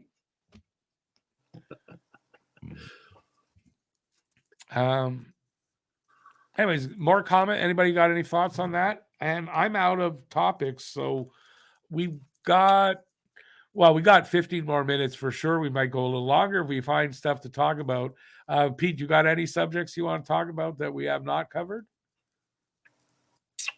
I'm pretty easy. You know me. I got to get a co-host who has an imagination. No, I'm just joking. I'll just play with my toys. I'll keep Pete's new myself to this. entertained Pete's, with my toys. no, but listen, Pete's new to this as far as he used to come on and just, he's got to get a mindset in how to think about. I'm sure he thinks about it during the week, writing down the things he thinks about during the week so that when I ask him, he can go, oh, yeah, I thought about this. Now, that's just me chastising him online in front of everybody, and it's probably not fair to do that, but I did it anyway. I can't believe I just had my pee-pee smacked live on YouTube. No, but that's the point I made to you before. See, in moments like this, you'd have stuff, and you wouldn't feel all ashamed. I'm not ashamed. I'm new to this world. You got anything that irks you this week that you want to talk about? That's fine. Let's talk about that. Well, yeah, let's talk about that. Go ahead, man. Anything. What irks you? What irks me? There's Yeah. a lot that irks me, but the top thing that irks me right now is Class 1 driving schools. I'm not going to mention names, but we have a lot of Class 1 driving schools in the Lower Mainland / Surrey / White Rock that are pumping Class 1 drivers through, and they're not doing it right. And we just had an incident on a highway in Richmond. There you go. And I don't know how you do this. I don't know how you get behind the wheel of a dump truck and forget to drop your dump and start driving down the freeway with your dump up in the air and then almost take out an overpass. That's nice. Yeah. What kind of an idiot does that? I don't want to say, but one of those idiots that goes through a school that he only had to pay, $10,000 to get his Class 1 driver's license and got it very quickly and very. So, in other words, what irks you is bad teachers. Bad instruction. Yeah, bad instructors. Bad teachers. Yeah. And it's a lot like it's a lot like what we're talking about with the refs. Is it equality? Is it bad training for them, or is it there's something wrong with people that? Okay, this is what irks me. It's funny you mentioned that. It's funny you say that. Now that leads me to thinking, yeah, maybe our referees are not being instructed properly in order to ref the games the way that they should be. Yeah, or it's a combination of both, right? We need a standard there, and you need a standard and a standard of expected performance too, which I think they lack. Is definitely so, and I think it doesn't really matter what industry you talk about. It's a problem today. And all you younger people are out there going to hate me. It's a problem today with the generation that started out getting participation badges and weren't told they weren't good enough at certain things. And case in point, I had a little incident here a couple of weeks ago. We have this garbage thing. It's a big garbage can. See, we can't go in the garage anymore to put our garbage. We can only do that. People from surrounding buildings like to come and put their garbage in, but it gets full, and there's days we can't use it because it's full. So I saw a guy doing that, a young guy. I said, that's not yours. You shouldn't, we pay to have that. He's giving me shit. And eventually he told me, listen, I'll do what I want. It's more convenient for me. I'm going to do what I want. It's none of your business. And that's the attitude. Yeah. They'll do it how they want. They're good enough and everything, and they don't need to learn anything. I was just talking with the wife about that. That irks me. Because, you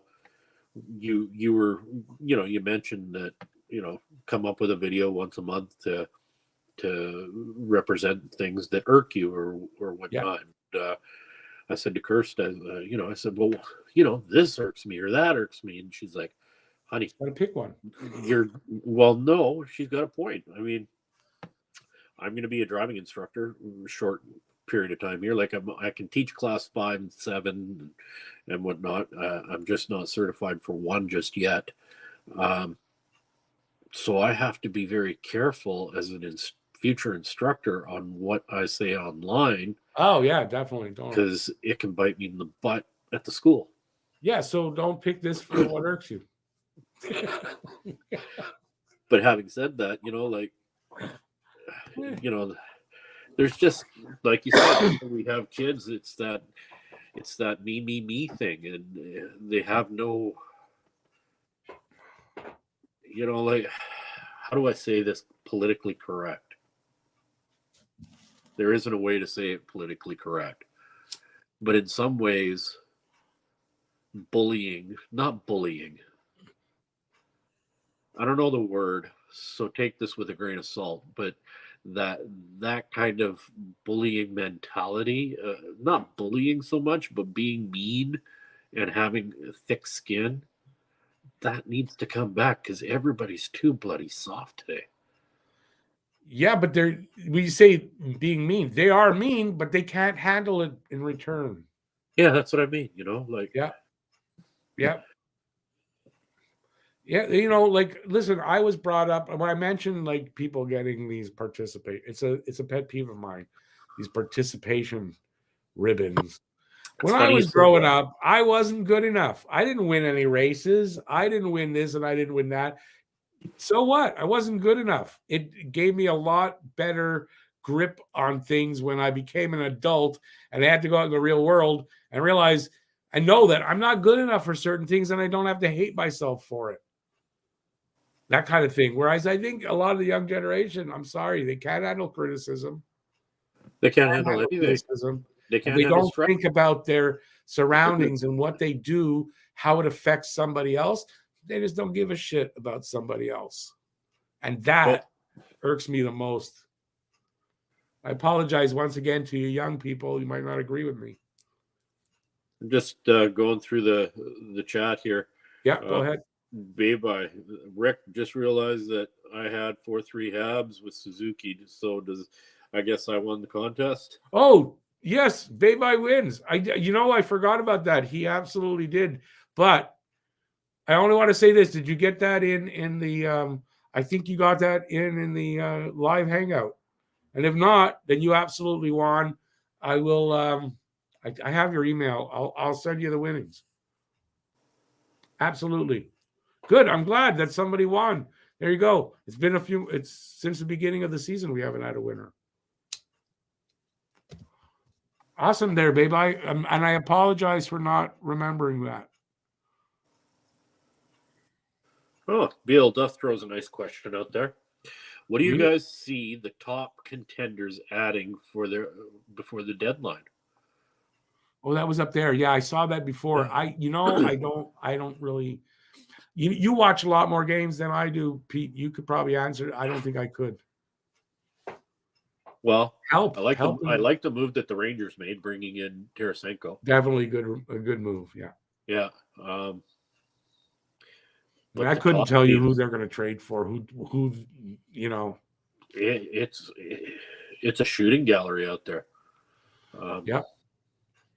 Yeah, I don't know. The top teams, they're already so good.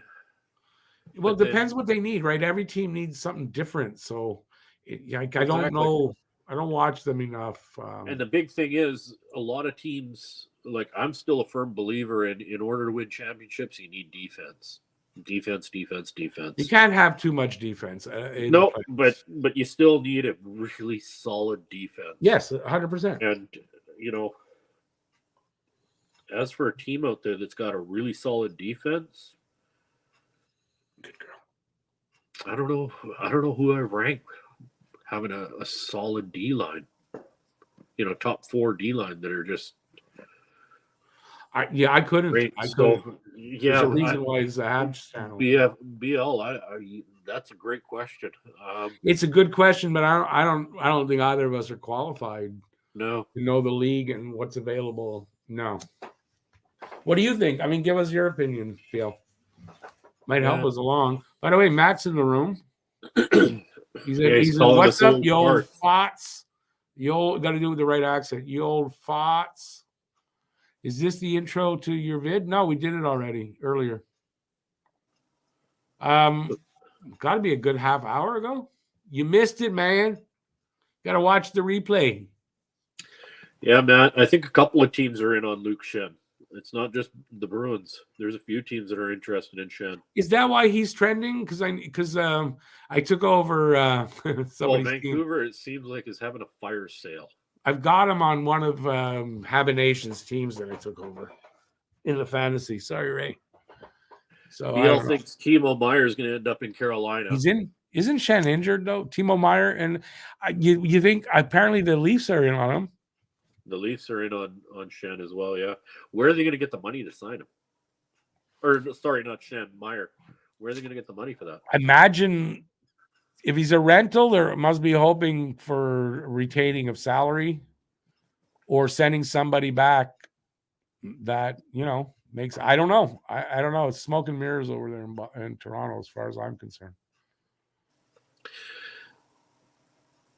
See, BL Duff thinks Chikrin's going to end up in LA, and I don't know. I think Chikrin ends up in LA. Interesting. yeah. Now, aren't they in the same division? Arizona, I think though Arizona might be in the Central. I just don't see them sending Chikrin to a team in their own division. Teams usually don't do that. In general, right? You don't send it where you're going to play him often. You send them. I think Chikrin ends up out east somewhere. Like I honestly thought not Boston. The Rangers would go after Chikrin until they. No, where did I hear? I think Senators are in on that, or were. I think that was what I had seen like a few days ago, but I don't know. Matt says Bruins are in on Luke Shen. Isn't Shen injured though? He's day to day anyway, but that's fine. He'll be back. Well, I thought he was fine. He's listed as day to day on in fantasy anyway. Yesterday, I don't know about today. Matt says he liked that BL agreed with him. BL says Timo Meyer ends up in Carolina. Yeah, Kane's hip is. It's kind of distressing.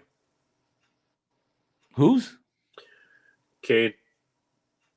He wants to go to a contender, and then Matt Norton just mentioned that Kane has got a hip issue. And Patrick Kane. Yeah. Oh, okay. Yeah, I don't know. I haven't heard anything on him. Yeah, I'm curious who, like Taves is still. I think Taves has still got a couple of years in him. Where could he end up?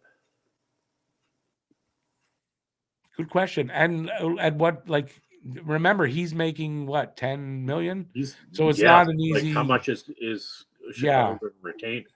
Yeah, I mean that's a good question. I have no idea. I don't know if they would. I could see him maybe somewhere like Seattle. Really? Seattle's really close, like really young and close. I mean, a guy like Taves with the experience and everything, I could see them looking for something like that. I don't know that I'm right. I was thinking Vegas for Taves. I could see that. I don't know how they have the money though. Yeah, but they got. No, I don't. Vegas, I think, is too much up against it. I don't know how they would work that out though. Well, I thought the Rangers were pretty much up against it, but they still managed to bring over what's his nuts there. Yeah, I don't know how they managed that either with what they gave up. They didn't give up much in salary back the other way. The St. Louis retained 50% on Tarasenko. That's probably how they did it. Okay. So Blais was probably making around $2 million. What a hockey name, eh? Sammy Blais. Yeah.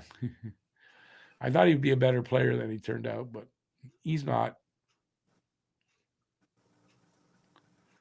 Oh, you think Patrick Kane wanted to go to the? Okay, I get you. New Jersey. I don't know if Minnesota. Do you think Brock Buffalo? Besser ends up in Minnesota, BL? Why would they be? They moved Horvat. Why are they moving Besser too? Oh, if they move Besser, that's definitely a rebuild going on there. I think they're looking to rebuild it. Yeah, and the that's- way Tocchet was talking about the pipsqueak there, Pedersen. He was just praising Pedersen the other day, and going out there and scoring 2 goals against the Islanders, and finishing checks and doing this and doing that. And I was like, what? You think they're gonna even And get rid of I think Pedersen? that's leading towards putting the C on Pedersen. Putting the C on him, yeah, okay, but not moving him. But I mean, why would you move Besser? Well, I guess they're definitely going to be rebuilding. Turned into a bit of a flop there. Like he's just he's gone within himself. But the situation over there is not good for anybody. Why would anybody want to come to Vancouver to begin with? Like, it is a horribly managed team. Yeah, it is guys that want to play and they need ice time and they need whatever. That's the only kind. You're not going to get big stars. I would rather play in the minors than play in Vancouver, to be honest with you. Now, for young players that just need the opportunity, they'll go. It sucks you dry, Rick. You don't know it till you. I guess I don't know. I mean, they get players, so I don't know. I don't know how it's going there right now. They get players there, and they play well for a little bit, and then the grayness of Vancouver just sucks every ounce of life right out of you. Yeah, I know what you mean. It's horrible. BL says Taves to Winnipeg. I don't see that. I don't see Winnipeg. I mean, that would be a rental. I don't think Taves would stay there. Where's he from, though? I don't know. Maybe he's from that area. I know he's from the prairies. I don't know where, though. Matt says Kane's hip is worse than what we know. He's heard surgery is not off the table this offseason. But is he a free agent? Is he at the end of his contract? I don't know. Harry Rice mentions Buffalo there, and that was a team that I did want to talk to you about. But how do you feel about the way Buffalo has managed to go on after the Eichel kerfuffle? I mean, surprising, but that's why I thought Eichel was a bit of a cancer, right? That's kind of what I was thinking. Like, now he's doing okay in Vegas, but I don't hear a lot about him. Whereas when he's not wowing. I don't follow him. He was wowing when he was in Buffalo. You're not hearing his name like you did when he was starring in Buffalo. Yeah. I don't think Kane to Buffalo is the thing. I know it's his hometown. It's his hometown, I believe, Buffalo, but I don't think he wants to go there. Why would he want to go there? Buffalo is just wow. They're up and coming though now, so maybe for that, they're doing well now. Yeah. Like, I hope we go in the direction that Buffalo's going. Like, I think we will. Yeah. Wouldn't that be nice, battling Buffalo for first? Yeah, I don't care who we're battling for first, as long as we're battling for first. Yeah. Right.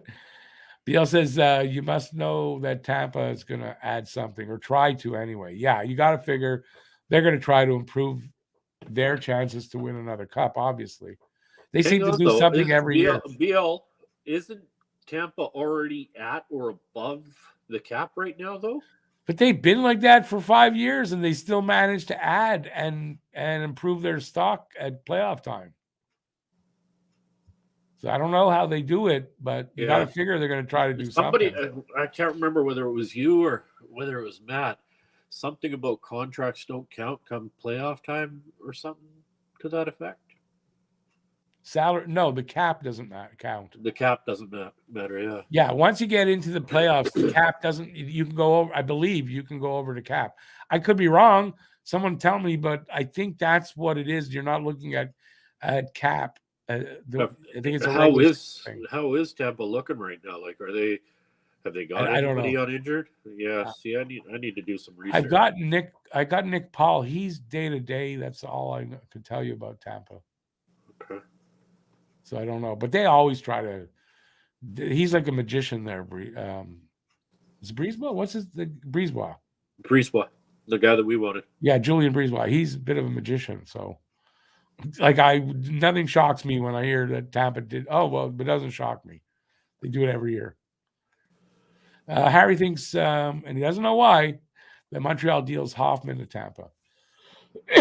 I could see that, and I'm all for that. What do we get back, though? I Tampa hasn't got much to give up. Don't really care. Hoffman's got one more year left. I think just relieving Montreal I really don't give a shit. You might have to throw a draft pick towards them for them to take Hoffman. And just by them taking him off your hands, I think that's almost a win for a small return. I want something coming back, something. And Montreal or Tampa hasn't got anything to give you.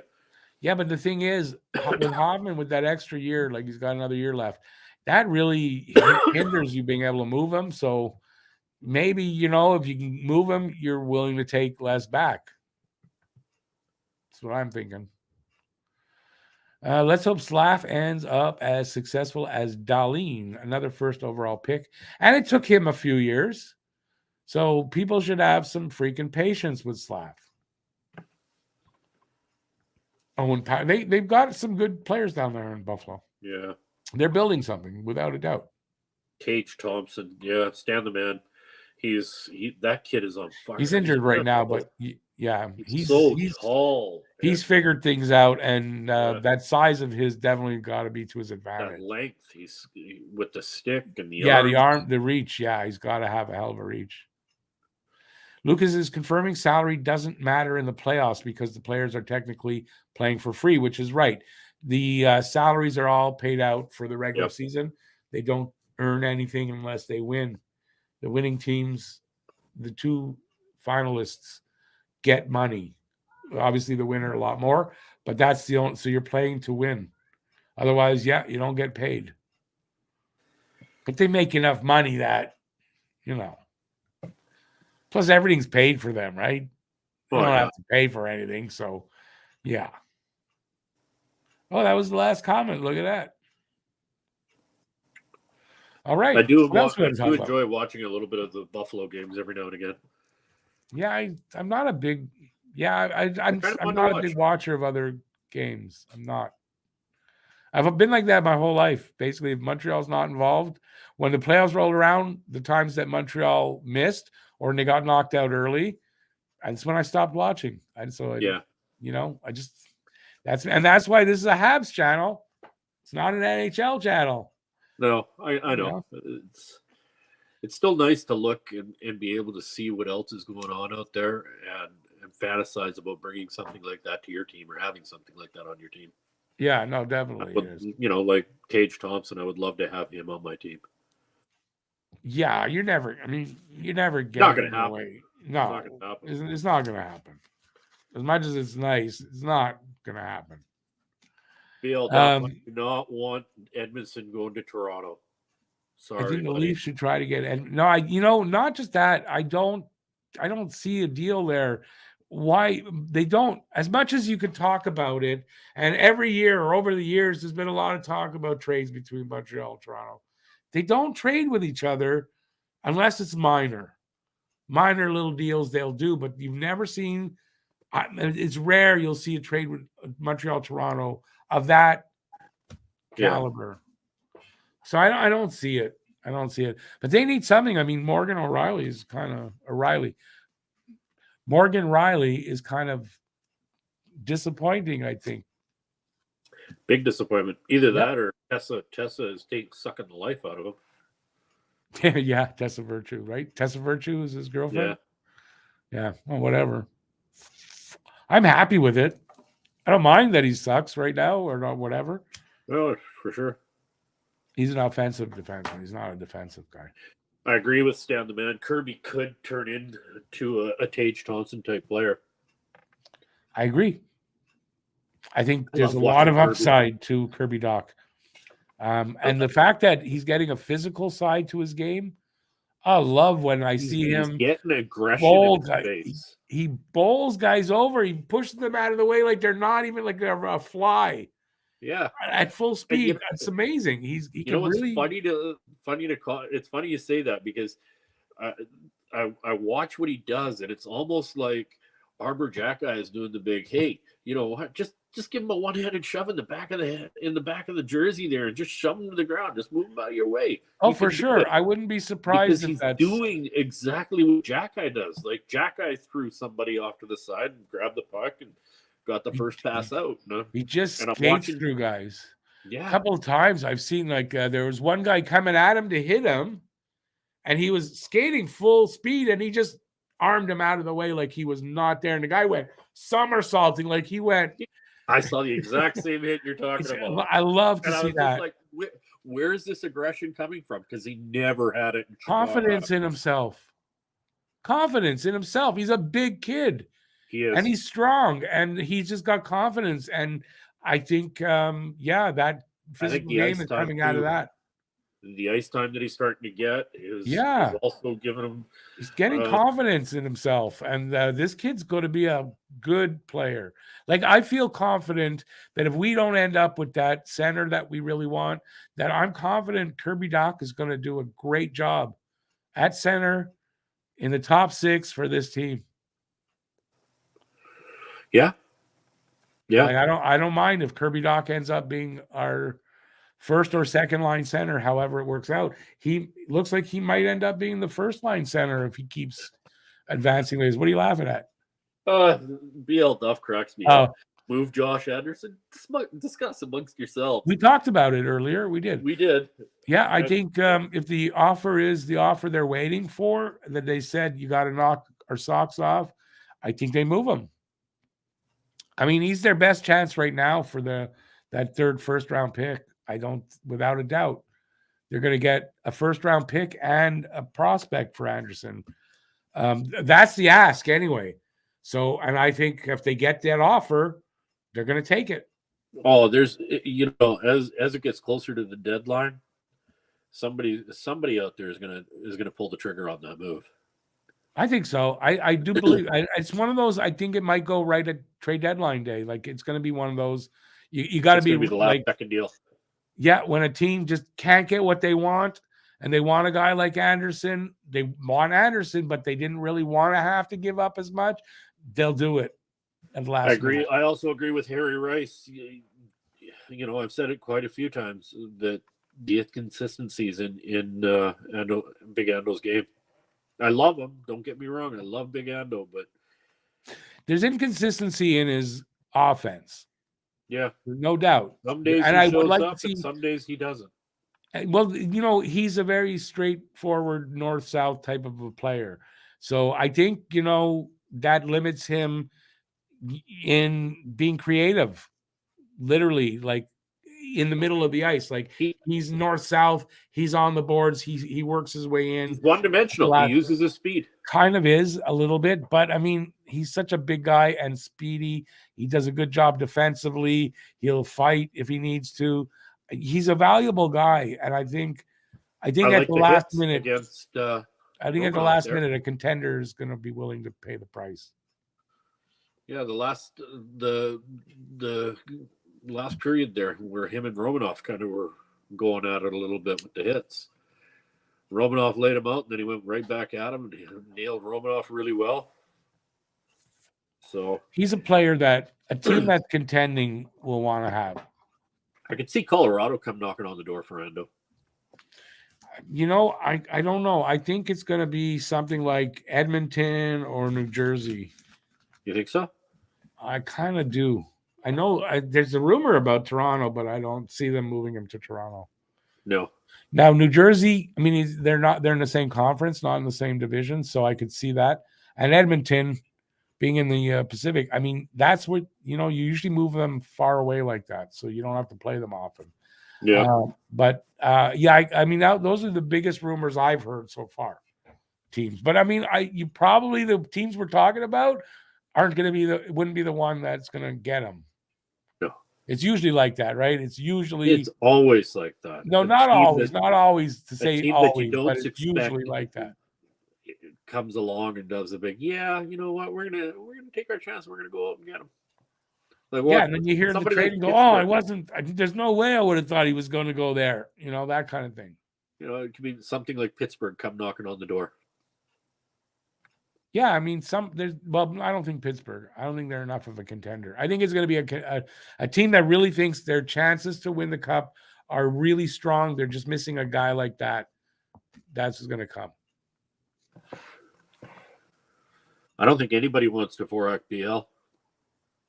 He may be a good face-off guy, but Jesus Christ, where was his head today? Like muffed shots. His game is just, I don't know what happened to his game. I think, I think teams would want him. I think his contract, like if you're bringing him in because he's a really good face-off guy, and I think he makes too much for just that. Yeah. So I don't think a team, like I think if they move him, he's involved in a deal of multiple players. I don't think a team reaches out just to get Dvorak. No. I don't think so. Could be wrong, obviously, but and Hoffman in the right system, because Hoffman is a system player. Yeah. Hoffman in the right system could be good somewhere. I just don't know where. If you're a team, especially where you might be lacking a little on the power play, but you're a contender, I could see a team like that reaching for Hoffman, because that's something he's going to bring. Like you said, if you're an assistant-based team, he works best that way. Yeah. I think that's what you're. Yeah. I think that's why Dvorak isn't doing well. I think that's why Dadonov is not. I've said it before. Okay, but that concepts thing isn't for everybody on that team. He said it. It's for the best players. And so if guys struggling with that, I think they put him into doing more of a systems thing. Although I don't know how that works on a line. If a line, like you can't have one guy that's working in a system, the other two are doing what they want. That won't work. So, yeah, I don't know. Anderson would be a good fit in Minnesota. They have big players. I don't know if I see that, but maybe. You think Pittsburgh? I don't know. Are they really a contender? Like, that's what I don't know. Are they a contender enough that they think adding Anderson is going to make the big difference? If they feel that, sure. I hadn't thought about Pittsburgh being I guess.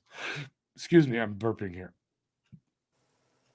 Anderson would look good in New Jersey. I think that's a really strong rumor, that one. So, and they lack size. I think New Jersey is holding out in hopes that, at the last second they're able to pull it off because nobody else comes along and takes Ando. But I don't know. New Jersey. I don't think that'll work. Because if nobody gives that offer, I think Habs just hold on to him. So I don't think that'll work. I think if you're hoping that at the last second the Habs will go, yeah, we got. I don't think so. I don't think they feel they got to move him. Like I said before, I love him. I don't want to see him go, but at the same time, if he can get me a nice return, right? And like things could change too, as far as them saying we might take less because something changes, and now they see if we make a deal with them, the spot we're going to pick in is right where we want to be to get this guy. They might say, okay, we might take a little less, but I don't think so. Earlier, you were saying that I'm not prepared, not having stuff to talk about. One of the things that I did want to talk about was Barron. How do you feel about this Barron thing? In what way? I like him a lot. You like him, do you? Yeah. You don't like Barron? I like him, but I don't think he's playing up to his full potential. And I don't. Of course he's not. I don't feel that he's utilizing his size. I think he needs to utilize that size a little bit. Of course he's not, though. I mean, he's like a rookie. But don't you feel that he can grow into that, doing that? I think he's trade bait. My gut's telling me he's trade bait. I don't agree with you. I think there's a lot of talent there that has to be unlocked, but I think they're going to unlock it. And I don't I mean, I really like the potential in this kid. He's got some Oh, really good I like the potential. got a shot from the. He walks the line and shoots. He's Like got he does skills. that He's got really mad well. skills. He's got some good skills. Is he reaching his full potential this year? No, but will he? I do believe he will. Yeah. Does that mean they won't trade him? Doesn't really, but I don't think they will. I think these 5 rookie defensemen they've got. You know, I think they thought Kovacevic would be the guy that's tradable and everything. I think that I don't think they want to trade any of these 5 guys. Yeah. Look at the way they performed. I wouldn't. Well, I look at what we have, and then I start looking at what we have down south, and I just start thinking, Jesus Christ, a lot of these guys are quick and ready to come up. And okay, but if that happens, then you can make a deal then. But why would you want to get rid of him before anybody else? I mean, he's here, he's doing a good job. Yeah, no, at some point you got to. I was just putting it out there, like I wanted to see what your feelers were on him. I like Barron. I like Barron. I like that he plays. Well, I think it's a modern defenseman thing. Like he plays both sides of the puck very well, and his potential to reach his ceiling is really strong, I think. So I would hang on. The potential is huge. I'd like to see him. I don't know. I guess I would like to see him use that size that he has. He's got some work to do still. There's no doubt. I mean, they all do. I mean, even Goalie, obviously. I mean, they all do. But I think he sticks around. I think they like him. And listen, they gave up a good piece for him in Lehkonen. I think they got the guy they wanted to get out of that, and I think they're going to develop him. Yeah.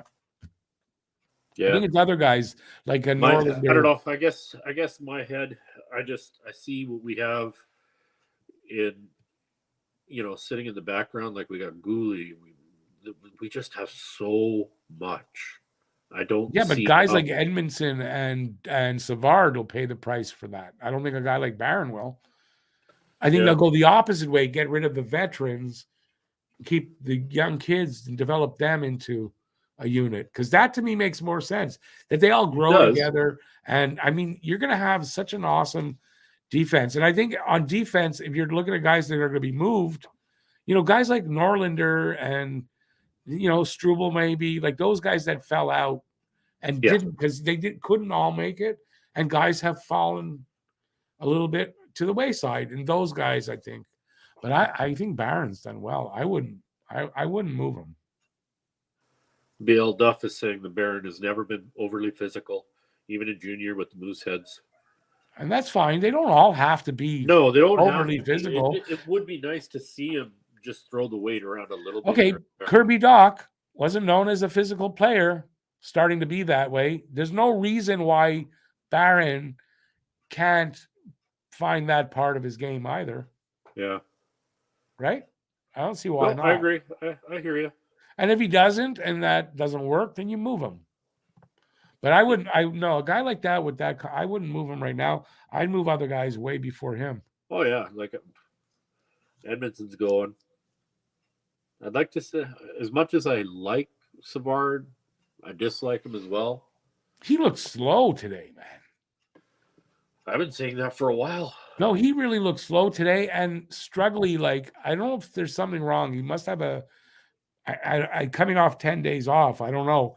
He seemed to be handling the puck like a little bit too far ahead of him, that he was leaning over too much. He's still great skating really the slow. Shots and everything, but I don't know. Today was slow to me for a while. I thought he's played pretty good, but I noticed today he was kind of slow and just not carrying the puck right. I don't know, like not his usual. It didn't look right for him. I don't know what was off, but to me, something was off. Maybe his beard's too thick. Barron may become expendable if and when Mayu, who is also right-handed shot, is ready, or, like I said, one of the other veterans. I think Matheson stays as a veteran. I think everybody else is going to be a young kid after that.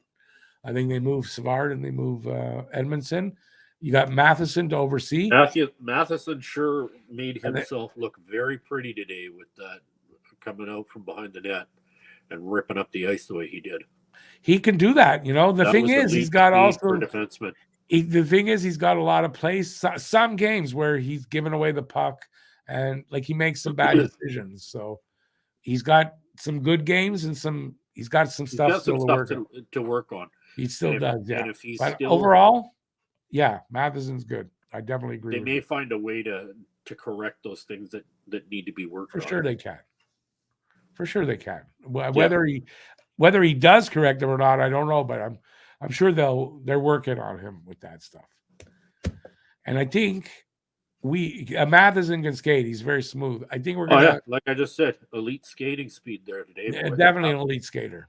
Definitely. I like the guy. I think they keep him as the only veteran, and they develop the rest of the cast into a unit that just develops so together. What happens with the likes of grows Weidman together and shit like that we have, right? Like, what are we gonna do with those guys? Who?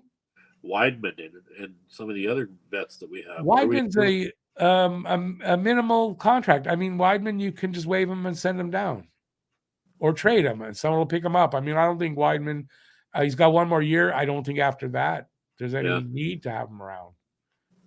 You know, I wouldn't worry about that. He's not in their long-term plans. You know. Yeah, Josh Morrissey's another good. Yeah, I agree with you. His nickname now on the team is Norrisy for the Norris. You know, so yeah. He's another smooth skater. He's a really smooth skater. That guy. He's developed really well over there. All right. On that note, we're hitting the 2-hour mark, so that's our limit. That was a lot. This was a lot of fun for episode number 2 of our post game. We haven't discussed when the next one will be, so I don't know offhand. I will announce it when we've decided which one we're going to do. I want to thank everybody for being here. I want to thank Matt for his What Irks Me, and he'll have another one on the next show. We're back at it tomorrow. I'm back at it tomorrow for the Edmonton is in town take on the Habs. Another 12:30 start. So hopefully you guys will be here and keep me company while I do the game. And then we got a game, I think, on Tuesday as well, which is my birthday. I'm going to be doing the game, so no worries there. But I expect birthday presents. That's all. No, but it is my birthday. I'll be here for the game, and hopefully you guys will join me and celebrate my birthday with me. I'll be turning 60. The big 60. Yeah, it's only a number anyway. It doesn't really matter. Okay, so that's it. So thanks everybody for being here. No, that was in the other show. And so until next time, hopefully you guys stay safe out there. Peace out. Thanks, everybody. Peace. And myself, thanks for being here. Keep your stick on the ice. Go, Habs, go. And we'll see you next time. Have a great night. Plenty of time to enjoy the evening. Take it easy, guys. Ciao. Absolutely.